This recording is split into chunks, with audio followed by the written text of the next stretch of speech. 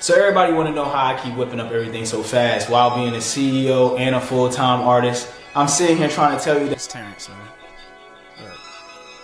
So before we slide today, I want to talk about mindset, and then we're going to also give y'all some stuff to walk away with, you feel me? Things that you can execute, information, maybe even some points of reference.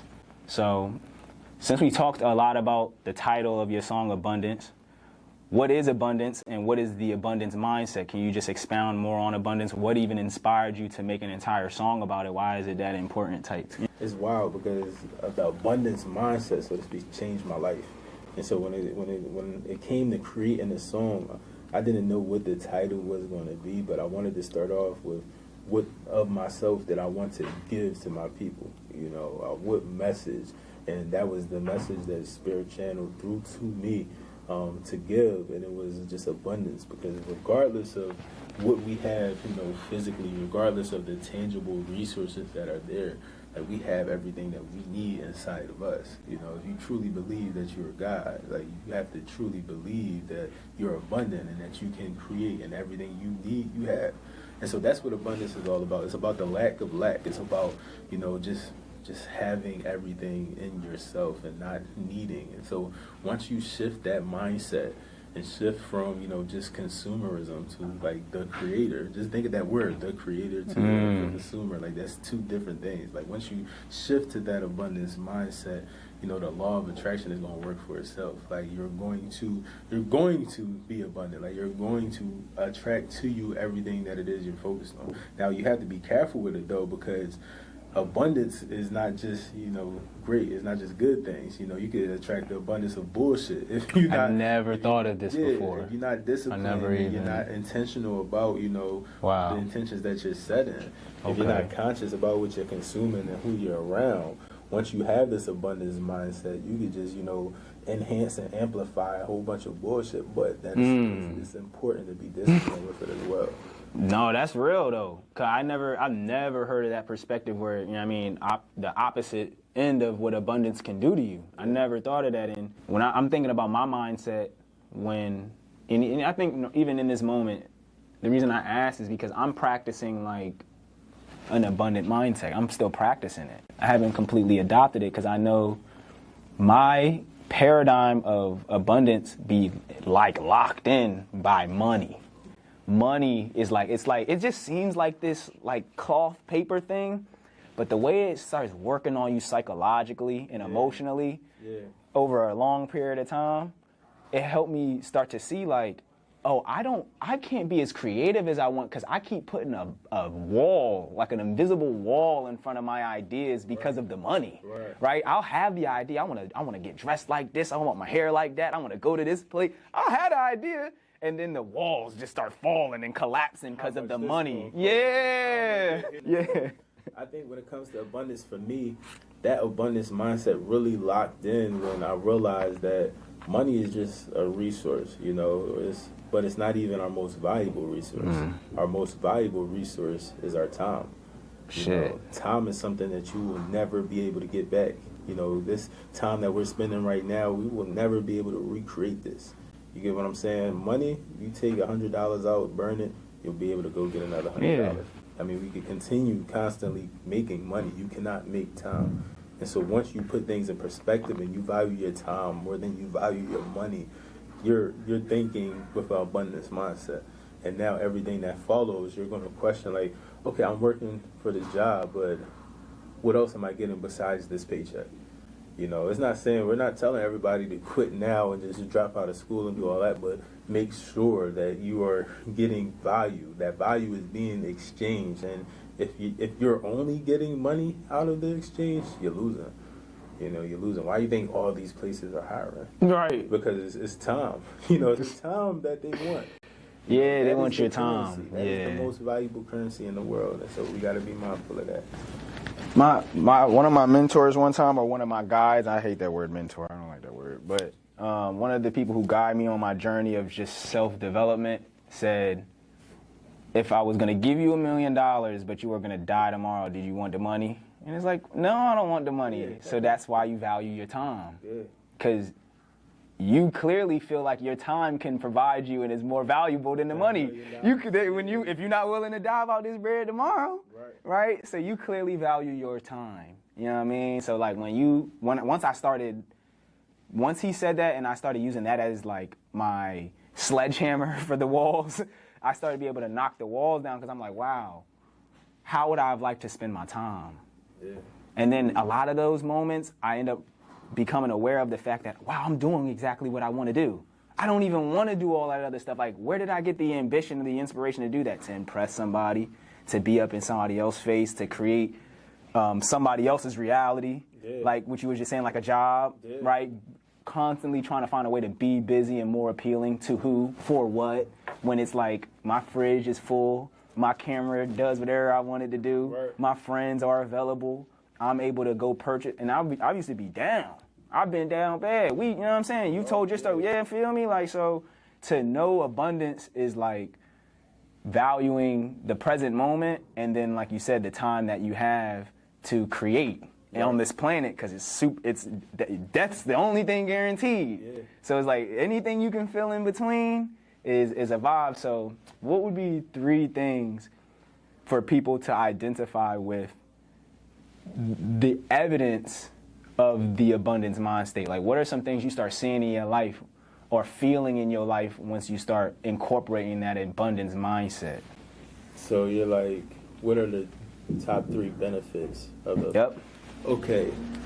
The first benefit, I would say, is more time. Once you have an abundance mindset, you stop, accounting your money as, you really stop accounting your money and start accounting for your time. Yeah. You're not worried about the financial budget as much as you're worried about, that calendar, as much as you're worried about what you're doing. And then so you're creating more meaningful moments for yourself. That is the first. The second benefit of abundance mindset is that you're going to attract others with the abundance mindset. So if you're, not in that lack, not in that scarcity mindset, not, wanting to catch up with the Joneses or keep up with the Joneses, that's the saying, and wanting to impress others and saying, oh, I need this because this person have it, that opens space. And so as you clear that space, people with your like-mindedness are going to come in and you're going to connect. That's what's happening right now. Right. We came and we connect. You said you was working on the abundance mindset. I've been working too. Yeah. Now here we are. Yeah. You get what I'm right. saying? And So, we're literally like, I attracted you. Okay, I see it. Yeah. So that is the second benefit. And for the third is hard because just narrowing it down to 3. There's so many benefits, but the third is just being able to just strategize. Being able to clearly see and understand like what you want, what's important to you, and to be able to visualize, strategize, and plan to that. Because when you're in a lack mindset as compared to an abundance mindset, when you're in the lack mindset, right, you can't like clearly see because you're worried about these bills and you're worried about what people are thinking about you, and you're worried about, do I got to do this in the morning, do I got to do that? And it's like, no, when you're abundance, that you're not worrying. You're not operating from a place of fear. Like you can see clearly, and your visions, your purpose is manifesting, and so everything you're creating is coming from your truth. It's coming from your power, as opposed to coming from capitalism. Yeah. As opposed to coming from conditioning, fear. As opposed to just being really manipulated by media. Everything that you're creating is now coming from you because you're no longer like tapped in with everything that they use to control us. And like when you mentioned the 3 things that you like, the lack mindset, right? That would be like a few things that come with the lack mindset. It made me start thinking about, once again, like my own personal journey of navigating that. 3 things that I started being able to do in order to save that time or create time, more importantly, so that I could have something to save, right? So the way I created time was I used artificial intelligence. And I know a lot of people look at that like the end of our value as humans, but I think it also, I think it really is the opportunity for us to gain back some of our humanity if we're not so interested in serving the system. Right. The system is a machine. Right. So if we have machines, working the machine, now we can have our lives back. People You know don't what I understand mean? that they get so scared AI is going to take over. These algorithms already controlling. That's you. done. That 9 to 5 is already controlling you. What you worry about this? If you were smart, you would use this to buy back your time. There you go. You know, exactly as you said. And so, yeah, I'm sorry you get me excited, man, because I do the same thing. You mean? You know, I do the same exact thing when it comes to how I could create more time. That's money. You know, that is literally money. It is more than money, honestly. And so why wouldn't you take advantage of that opportunity? And that's been helping me create this strategy that you just mentioned. Gave me clarity. Once I was able to get my time back from not having to edit videos all day, having to send and write out stuff all day, having to be in conversations that didn't inevitably amount to anything that got manifested, right? I was able to give me clarity, and I was able to strategize. And the strategy that I came up with was, wow, I have thousands of followers. If I could just get 100 of those followers to give me $1,000 over a year's worth of time, that's $100,000 that I'm bringing in. Right. Even if I flip it, I'm like, all right, well, look, let's say I don't got nothing for $1,000. Let's say I can get 1,000 of them people to give me $100, right? Yeah. So it's like, it started making me see a very clear pathway, like, oh, wow, if I take the next 6 months to a year to create a product or a system or an offer that keeps people invested and continues to evolve and provide value, then I'm good. I don't never got to go back to work. Yeah. So as long if they bought it for 100 for the year, and then I add more to it, then it's more valuable. And the next person's stumbling on it, and they're like, wow, this is so much. You know what I mean? And it's just something that I can work on and be organic about, right? Like, I don't have to create something I don't want to create. I don't got to be, like you said, dragged into algorithms or anything. Once I've secured the trust of the people who value the tools that I provide, the experiences that I'm having, the events that I'm curating, like you said, merchandise, we bring all of that experience together and then provide that to a community. It's like we've all met 100 people. Yeah. You know what I mean? And all those 100 people are going to spend $100 a month on something worth of entertainment if they have it. Something, if not more.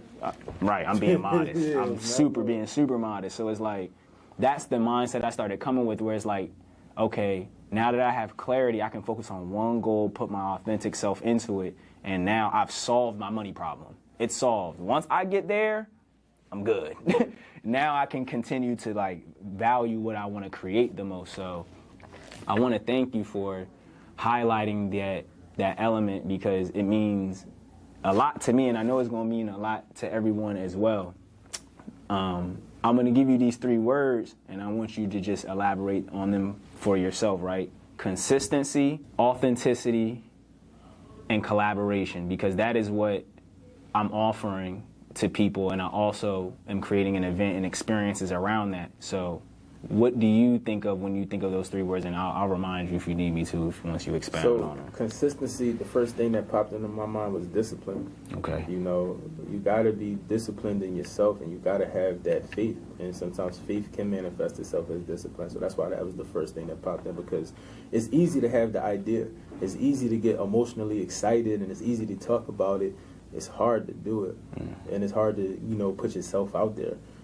Not only at first, but day 3, day 4, day 5, and it's like, damn, I gotta keep getting up early. Damn, my views ain't going up yet. I'm not getting the likes I'm supposed to. Or I got bills to pay. And so that's when you need to be most consistent. When everything around you is telling you to quit, when everything around you is telling you you shouldn't be doing this, when everybody else is projecting their own I apologize. When everybody else is projecting their own self-doubts onto you and telling you you shouldn't be doing this, that you got to have that discipline and say, I got this plan, I'm sticking to it. You know what I mean? I got this mindset, this abundance mindset, and I know regardless of whatever is out there telling me I shouldn't, I'm going to manifest. You know, I'm going to complete this and see this through. So when I hear consistency, first thing that comes to my mind is discipline, because that's something that we all need if we want to get and accomplish our goals. Now I want to thank you for that, because like that's my shit. So it's like I fuck with that. Thank you. The second one was authenticity, right? Authenticity, absolutely. Authenticity. Yeah, truth came to mind when you first said that. Authenticity, about living your truth. And that's really everything that I represent. Because for a while in my journey, I got caught up in, you know, who people wanted me to be. I got caught up in, you know, the fucking reputation that for whatever reason I was given. I was given this reputation, right? I was given these stereotypes. I was given this archetype, this box that I had to fit in. You know, are you this type of rapper? Are you that type of rapper?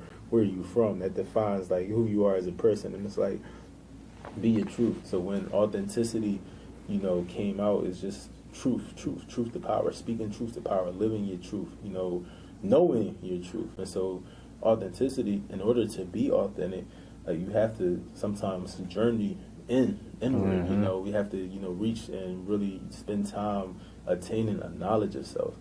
Because sometimes we don't even know who we are. So it's hard to be authentic before you learn yourself. And so You could be authentic to someone else's narrative. right. You know, and I feel like that's what's happening in America a lot of times, but that's another conversation. Yeah, for part 2, day 2. Yeah. Real rap. And when you said it's easier to be consistent when you're authentic, Right. you don't got to dress it up. Right. You can just pop out like we did today. You just hop out, and this is natural. This is what we live. This is what we talk about. This is what we do regularly. So we don't need no teleprompters. We don't need no scripts. We don't need no makeup. We drink a lot of water. You feel me? It's like that. It's a lifestyle. So collaboration, you know what I mean, to just bring us home. Community. Right. Collaboration, that's literally what's here now. Collaboration, community. We have to connect with each other. Nobody can do this alone. And even if you can, you're not meant to. Your gift. You're not meant to, right. You're not meant to. Your gift is not for you. So don't be selfish with that. That is for the rest of the world. And so we have to not only give of ourselves in a way that creates value, not only for ourselves, but others, but we also have to use our gifts to inspire the gifts in others. You get what I'm saying? We have to put ourselves out there in ways that allow that next person to believe that they can do that, you know, and that's how we unite. And so collaboration is really just, you know, connecting with community and bringing our people together and building strength, building power in numbers, building power in our voices, power in our creativity, power through vibration, and allowing that to grow. So that was the perfect order, because that's the goal. You know, you start off with being consistent. You know, and as you're growing, it's easier to be authentic. It's easier to, you know, learn yourself. But sometimes you have to just keep going until you find yourself. And once you find yourself, you're going to attract others. Right. You know, you're going to attract that community to support you. You're going to attract those people that are your soul tribe, that are meant to come and be on this journey with you. So it was perfect. So we're going to get out of here, but I'm gonna leave y'all with this last message, right? So what I'm going to do is I'm going to bring it in close, and then I'm going to have